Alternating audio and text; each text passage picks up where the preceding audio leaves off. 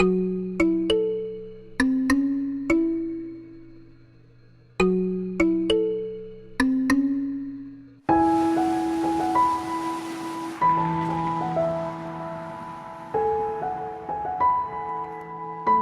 entreprise, ça fait 20 ans maintenant que je l'ai. Ça demande de la polyvalence, mais ça me permet une grande liberté qui, pour moi, est essentielle à ma création. Moi, je suis née sur une ferme, à Sainte-Monique de Nicolet. En fait, c'est un site paléontologique où il y a beaucoup de fossiles puis beaucoup d'argile. Alors, depuis que je suis toute petite, que j'ai la chance de sentir ce qu'elle contient, l'empreinte du temps aussi.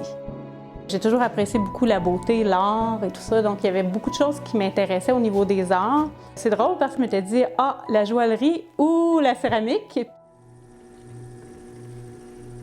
La céramique, on pense souvent au pot puis au tournage, mais la céramique, en fait, c'est un médium.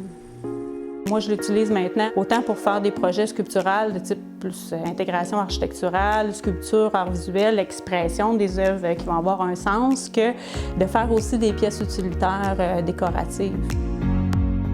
Moi, j'aime la beauté de la matière, mais sous toutes ses formes, dans toutes ses étapes, puis j'aime ça pouvoir marier la même matière dans une même œuvre, mais sous différentes formes. Bien, moi, je travaille principalement la porcelaine, mais j'intègre de la pierre, le bronze, l'argent et l'or. Le bronze et l'argent, je vais venir les intégrer avec les techniques de microfonderie. J'aime ça travailler avec des matières naturelles qui sont durables dans le temps. Moi, je travaille beaucoup dans la recherche et la composition des émaux, les traitements de surface, mais je vais travailler aussi les bas-reliefs. Donc, je vais faire des œuvres d'intégration à l'architecture, mais dans le modelage en bas-relief. Oui, j'ai fait beaucoup de céramique, mais à un moment donné, je suis revenue aussi à la matière sous une autre forme, le métal. Donc, j'ai apprivoisé aussi la joaillerie et la fonderie d'art. Je voulais mettre en valeur la matière, le côté précieux aussi, qu'on voit moins des fois, mais de la porcelaine puis des émaux, de les mettre en valeur comme un joyau, comme une pierre, en les sertissant.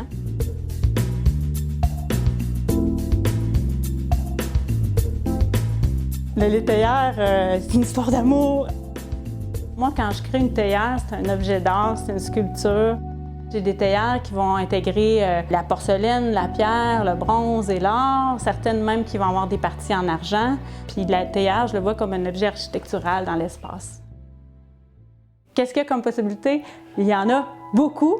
Quand on commence de plus en plus à avoir apprivoisé la matière, après ça, bien, la liberté est très grande. Même si c'est un art qui est millénaire, il y a toujours moyen d'innover avec ce médium-là.